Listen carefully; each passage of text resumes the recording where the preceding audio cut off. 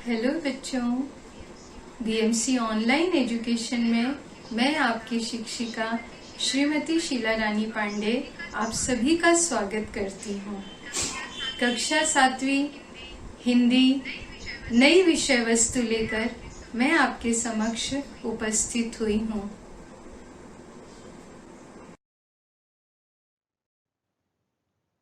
आज का हमारा प्रकरण है दिव्यांग। इस संकेत चित्र से आप भली भांति परिचित होंगे। मैं आपकी शिक्षिका मित्र श्रीमती शीला रानी पांडे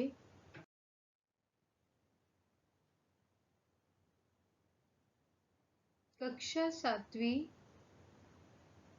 विषय हिंदी बाल भारती पुस्तक से दिव्यांग प्रकरण कृति है सुनो, समझो और सुनाओ।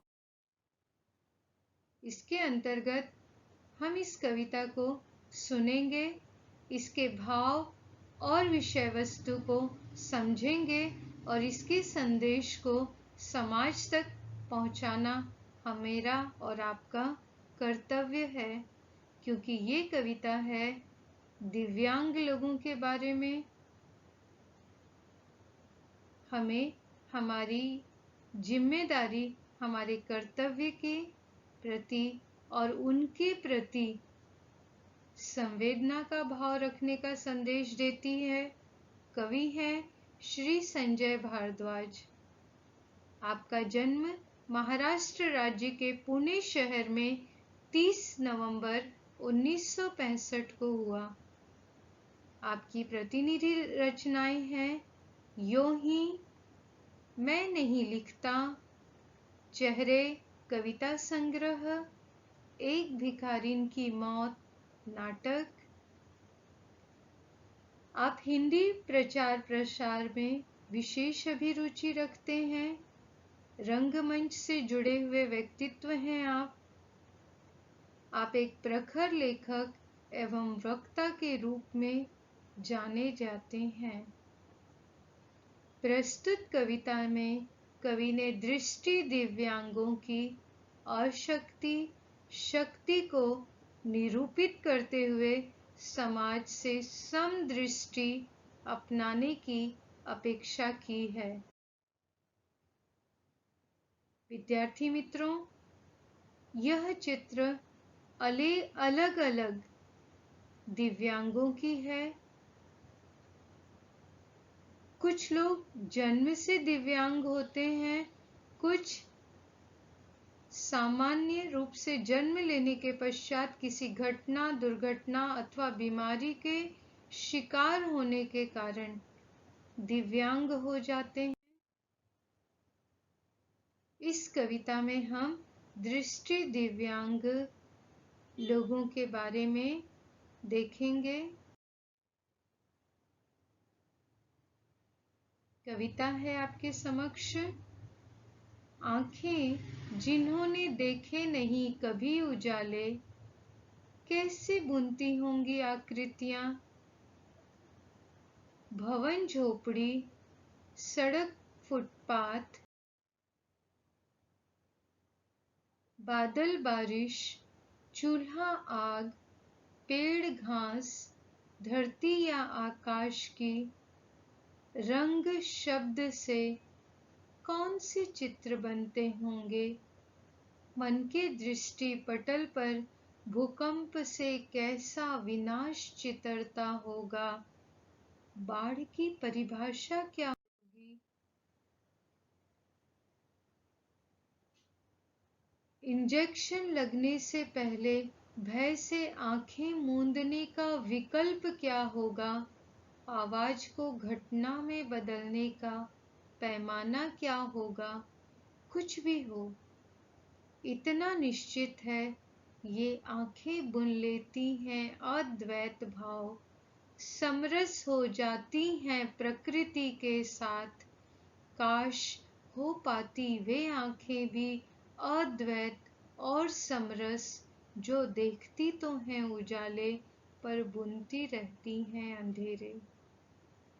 काश हो पाती वे आंखें भी अद्वैत और समरस, जो देखती तो हैं उजाले पर बुनती रहती हैं अंधेरे, पर बुनती रहती हैं अंधेरे। विद्यार्थी मित्रों, बहुत गहरी बात है। आइए इस कविता को समझते हैं। इस चित्र को देखकर आप समझ रहे होंगे, उनके हाथ में सफेद छड़ी है, जो कि दृष्टि दिव्यांग लोगों के, जो लोग देख नहीं पाते हैं, उनकी लाठी बनती है, उनका सहारा बनता है। उनके जीवन के बारे में कवि यहाँ बात कर रहे हैं। कवि के मन में प्रश्न उठ रहा है, वे आंखें जिन्होंने कभी जीवन के उजाले को नहीं देखा है, कभी प्रकाश की अनुभूति जिन्हें नहीं हुई है, जिनका जीवन अंधकारमय है, जिनके आगे रोशनी नहीं है, कवि के मन में प्रश्न उठता है कि वे आकृतियां कैसे बुनती होंगी। उनके आसपास जो भी वस्तु है, जिसके बारे में वे सुनते हैं, पढ़ते हैं, लिखते हैं, उनकी आकार के बारे में वे किस प्रकार अनुभूति करते होंगे। भवन झोपड़ी अथवा सड़क फुटपाथ की क्या संकल्पना उनके मन मस्तिष्क में होती होगी। बादल बारिश की अनुभूति वे कैसे करते होंगे। चूल्हा आग, पेड़ घास, धरती या आकाश की क्या संकल्पना उनके मन में होती होगी। जब वे रंग शब्द के बारे में सोचते होंगे तो उनके मन में कौन सा चित्र उभरता होगा। भूकंप की जिस विनाश लीला को देखकर हमारा हृदय कांप उठता है, उस शब्द का कौन सा चित्र इन लोगों के मन मस्तिष्क में बनता होगा, क्योंकि ये लोग तो देख नहीं पाते हैं। संवेदना के स्तर पर, अनुभूति के स्तर पर ये लोग बाढ़ को किस प्रकार परिभाषित करते होंगे, ये विचार कवि के मन में बार बार आ रहा है।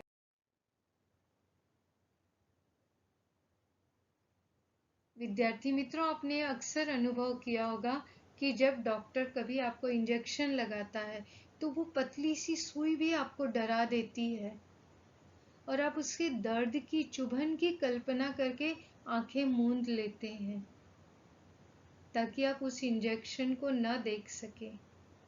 कवि कहता है, ये लोग तो इंजेक्शन को वैसे भी नहीं देख पाते हैं, तो इंजेक्शन लगने से पहले डर के मारे आंखें बंद कर लेने का इन लोगों के पास और क्या विकल्प होता होगा। जब आप डर की पराकाष्ठा पे जाते हो तो आप आंखें बंद कर लेते हो ताकि वो आपको दिखाई न दे। इन लोगों के पास इस डर से बचने का क्या पर्याय होता होगा, क्या विकल्प होता होगा। आवाज को घटना में बदलने का पैमाना क्या होगा। कवि के मन में प्रश्न उठ रहा है कि किसी आवाज से के पश्चात होने वाली घटना की अनुभूति होने पर ये लोग क्या करते होंगे। जैसे आपको कुछ आवाज जो है वो सुखानुभूति देती है, आपका मन खुश हो जाता है। जैसे जब आपकी माँ आपको आनंद के स्वर में आवाज लगाती है तो आपके चेहरे पे अलग भाव आता होगा। माँ गुस्से में आवाज देती होगी तो आपका पैमाना बदल जाता होगा कि अब क्या घटना होने वाली है, आप कल्पना कर लेते होगे। कवि सोच रहा है कि इनके पास क्या पैमाना होगा। इन सब बातों के प्रति कवि अनिश्चित है, वह अनुमान नहीं लगा पा रहा है। लेकिन यहाँ कवि कह रहे हैं कुछ भी हो इतना निश्चित है। कवि कहता है ये जितनी बातें हैं उन पे मैं अनिश्चित हूँ, मैं कुछ निश्चित होकर नहीं बता सकता हूँ, लेकिन एक बात मैं दृढ़ होकर पूरी निश्चितता के साथ बता सकता हूँ कि ये आंखें हर एक घटना के प्रति, हर एक जीवन के रंगों के प्रति अद्वैत भाव बना लेती हैं। अद्वैत भाव का अर्थ होता है बच्चों कि अपने आप को उस विषय वस्तु के प्रति, उस घटना के प्रति, उस भाव के प्रति पूर्णतः इतना अधिक समर्पित कर देना कि आप उसमें एकाकार हो जाएं। कवि कहता है कि वो भाव तो इन लोगों के अंदर बहुत अधिक होगा। यह बात मैं पूरी दृढ़ता के साथ, पूरे निश्चय के साथ कह सकता हूँ। दृष्टि दिव्यांग लोग प्रकृति के साथ समरस हो जाते हैं, एकात्म भाव रखते हैं, इसलिए वे हर एक जीवन के रंग को अच्छी तरह से समझ लेते हैं। कवि कहता है कि ये लोग दृष्टि दिव्यांग हैं, इसलिए इनके प्रति इतना चिंतन कर रहे हैं, लेकिन उन लोगों का क्या किया जाए जिनके पास दृष्टि है, आंखें भी हैं और दृष्टि भी है, जो हर चीज को देख सकते हैं लेकिन अनुभव नहीं करते हैं, उसे समझ नहीं पाते हैं, उनके साथ एकात्म नहीं हो पाते हैं। उनके पास आंखें भी हैं, दृष्टि भी है, जीवन में उनके प्रकाश भी है, लेकिन वे उसका सही उपयोग नहीं करते हैं और हमेशा लोगों में बुराई खोजते रहते हैं, लोगों के जीवन में अंधकार बुनने का प्रयत्न करते हैं, लोगों के जीवन में लोगों को कष्ट देने, तकलीफ देने, दुख देने का प्रयत्न करते हैं, लोगों के प्रति ईर्ष्या भाव रखते हैं। कवि कहता है वे लोग तो आंखें होते हुए भी अंधे हैं, दृष्टि होते हुए भी दृष्टिहीन हैं, क्योंकि अपनी दृष्टि का, अपनी नजर का, ईश्वर से प्राप्त शक्तियों का वे लोग दुरुपयोग करते हैं। कवि कहता है कि इनसे कई गुना अच्छे वे लोग हैं जिनके जीवन में तो अंधकार है, लेकिन वे दूसरों के जीवन में प्रकाश लाने का प्रयत्न करते हैं। कवि कहते हैं वास्तव में असक्षम वे लोग नहीं हैं, बल्कि असक्षम वे लोग हैं जो कि परिपूर्ण होते हुए भी दूसरों के जीवन को अपूर्ण बनाने का प्रयत्न करते हैं। एक वाक्य में कहूँ बच्चों तो कवि ये कहता है कि ईश्वर ने आपको सब कुछ दिया है तो भी आप अपूर्ण हैं, तो भी आप अधूरे हैं, अगर आपके कर्म अच्छे नहीं हैं, आपके विचार अच्छे नहीं हैं, आप प्रकृति के साथ, आप दूसरों के साथ यदि एकात्म भाव नहीं रखते हैं, मिलजुल कर नहीं रहते हैं, तो वास्तव में अपूर्ण और असक्षम ऐसे लोग हैं। नए शब्द देखते हैं बच्चों इस कविता में आए हुए। आँखें, इनके लिए अन्य शब्द है नयन, चक्षु, नेत्र। उजाला, प्रकाश, रोशनी। समदृष्टि, सम का अर्थ होता है समान और दृष्टि का मतलब होता है नजर। समदृष्टि के लिए अन्य शब्द हैं समदर्शी।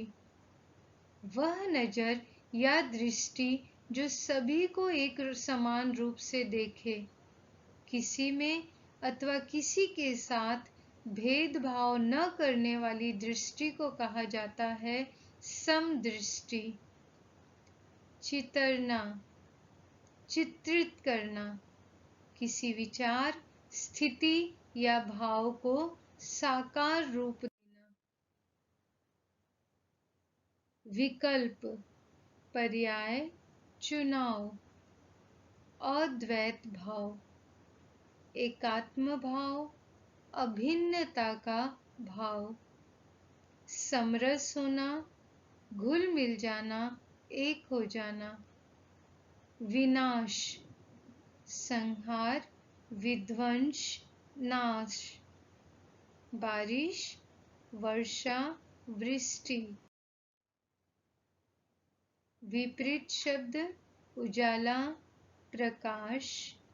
महल, झोपड़ी। आकाश, पृथ्वी या धरती। विनाश, सृजन, निर्माण। भय, निडर।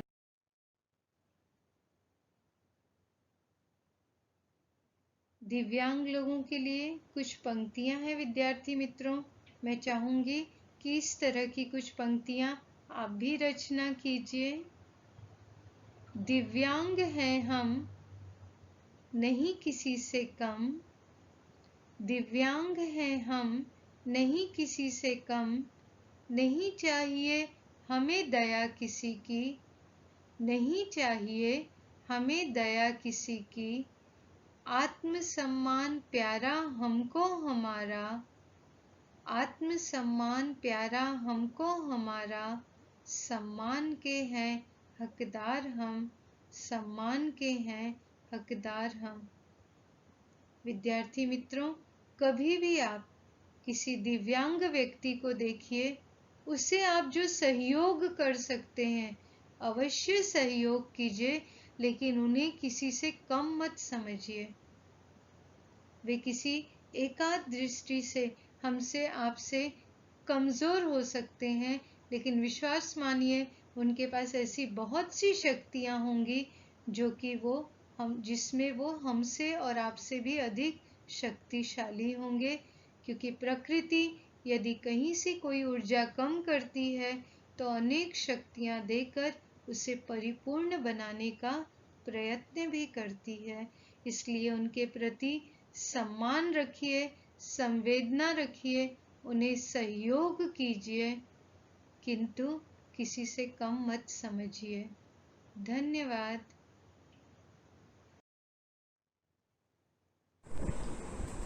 तो बच्चों, मैं आशा करती हूँ कि आज का ये अंश आपको बहुत अच्छी तरह से समझ में आया होगा।